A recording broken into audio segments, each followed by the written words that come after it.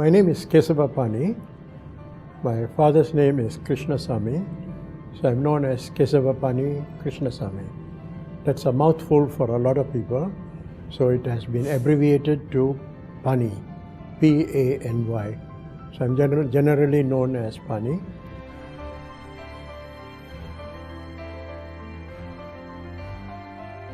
I was born in Kuala Lumpur, though the estate was about 30 kilometers away. I was born there, grew up until the age of 4. Then my father was transferred to another estate in Pahang, in Malaysia. And there I lived until I finished my school cert. And it was a childhood filled with a bit of emptiness, because my mother passed away when I was 6 years old. But we were a family of 4 brothers and 1 sister. My first business was looking after 6 goats for the family, because the goats were sources of milk, so I had to make sure that the goats were well fed and supplied. At the end of the day, we milked the goats and sold the milk. But my father was the main source of income. He was a petition writer, so to speak. And the Japanese occupation came, but we were lucky because my father and brother worked in a food control department, so we had all the food that we needed, but there was nobody to cook for us. Our mother has passed away, so that was a bit of a drawback. But after about 3 years after my mother passed away, my father remarried, and one day brought home a lady and said, this is your new mother. And people are quite trepidatious about stepmothers, but we were lucky. We had a good stepmother, and she took good care of us. And so life went on until I finished my school certificate in a school called Clifford School in Kuala Lumpur. Then, while waiting for the results, I taught for a while in Kuantan. But it was clear that that was not what it was supposed to be. So quite soon after, I got a scholarship to the United Kingdom to study to become a teacher. It's called the Kirby College, where quite a lot of Malaysian teachers were taught, Malayan teachers. That was one of the most formative experiences of my life, because far away in England, we had at any one time we had 300 Malayans living, working, studying, praying, teaching together. So it was, a culture, my first experience in cultural exchange, and it's sad that that doesn't exist anymore. People have become more conscious, more sharply divided, this and that. So after Kirby, I came back. Then I was posted in 2 schools in Penang, and got married in Penang. I met a girl who was a teacher, training to be a teacher. Her name is Padmini. So we got married in Penang. But a year after marriage, I decided I must go for higher studies. So I went to Kuala Lumpur and did my bachelor's honors. And after that, I went back to teaching for a year.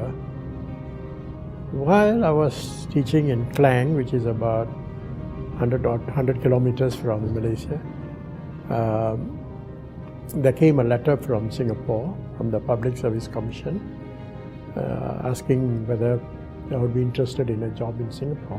So 5 years civil servant. I was the Ministry of Labour, and it was one of the crucial stages, because at that time Singapore was going through a very rough period.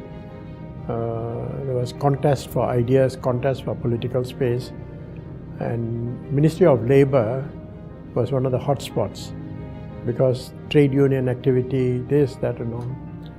But it helped to shape me and my views on what society meant, what social cohesion, the value of social cohesion, etc.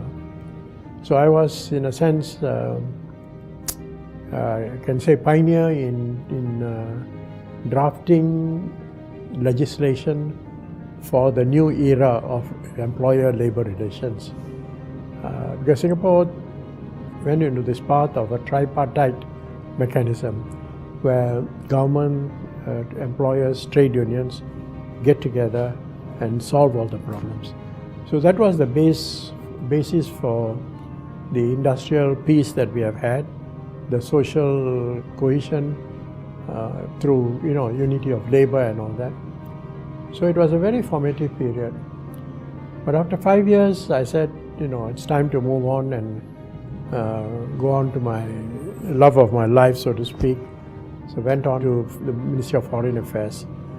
And I stayed there for 30 years, posted to Indonesia, Russia, UK, then Geneva, with short stints in New York. And then finally, my final post was Kuala Lumpur as High Commissioner. While in London, I took the opportunity to do my master's in the School of Oriental and African Studies, which was in a way related to Foreign Service, so it served both purposes. Foreign Service was, it's, if you love history, if you love politics, if you love international relations, then that's where you find your forte. Then when I returned to Singapore, the government felt that there were still some years of my life. I retired by then, but they felt I still had some value left, so to speak. So they asked me to take up this job as the Director of the Institute of Southeast Asian Affairs. I was there for 9 years, so to speak. During that time, there were quite a few things that were related to the world of commerce, the world of business. One of it was the formal formation of the ASEAN community. Until then, we were operating as a cooperative entity based on cooperation. But now we moved on to a more legal entity, integration. And one of the things we did was to announce the formation of the ASEAN Economic Community. I did that until 2012, and then I left ISIS, and now I'm involved in about half a dozen organizations, including SICI as an advisor.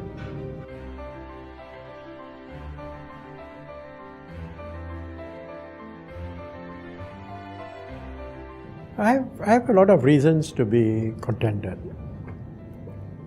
I had a good service, I had a good career in the foreign and home service, rising up to become High Commissioner of Malaysia, which is a key post. I had 9 years in the institute, reasonably healthy at the age of 79, still play my golf, and still go for long walks and travel. Home life, good wife, 2 children, 2 grandchildren. So I don't think one should ask for more. One should ask for more. You have got enough and be content.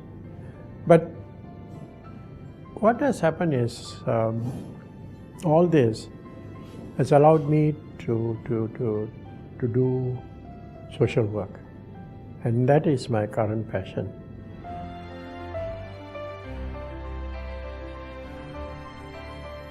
However successful you are in business, you're an entrepreneur, you succeed in business, but at the end of the day, you have to have a social element, social consciousness.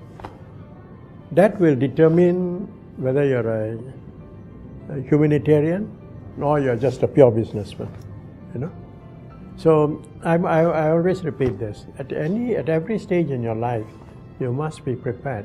This is from a person I admire very much in Singapore, Mr. S.M. Jalil. I came into this world with nothing. When I leave with nothing. But while I'm here, let me do something. On the other hand, social entrepreneurs have to be very brave, because success doesn't come easily. You have to strive and be on the lookout for new opportunities. Equip yourself, but more important than that, have courage. Have courage to and plan for long term. Eagles dare to go where ordinary birds won't.